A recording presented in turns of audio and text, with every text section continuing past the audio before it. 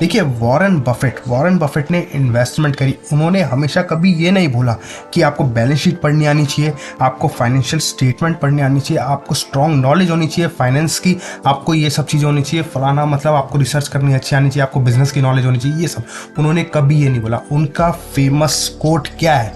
सिर्फ उनका famous quote यही है, उन्होंने एक बात बोली है कि when others are greedy be fearful and when others are fearful be greedy. अब इस स्टेटमेंट में सबसे इंपॉर्टेंट वर्ड कौन सा है?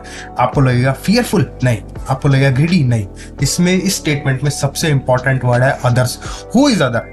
अदर कौन है? अदर मैं बताता हूँ, अदर हम खुद ही हैं।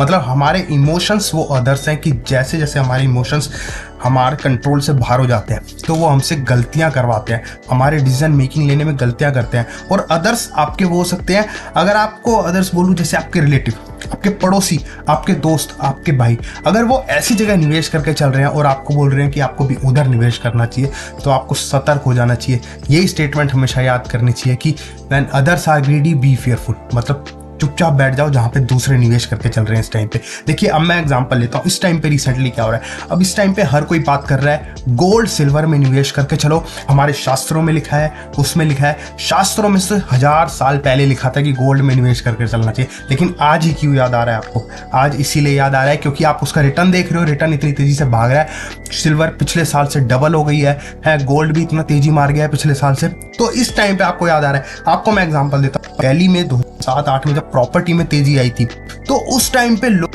ने निवेश करना स्टार्ट कर दिया था प्रॉपर्टी में। इतने महंगे पे प्रॉपर्टी खरीद ली थी। आज तक वो दिल्ली में प्रॉपर्टी का रेट नहीं आया, अभी तक नहीं आया। सोचो, क्योंकि उस टाइम पे आप फंस रहे थे, आपको सोच रहे थे कि प्रॉपर्टी में एकदम से तेजी आ गई है।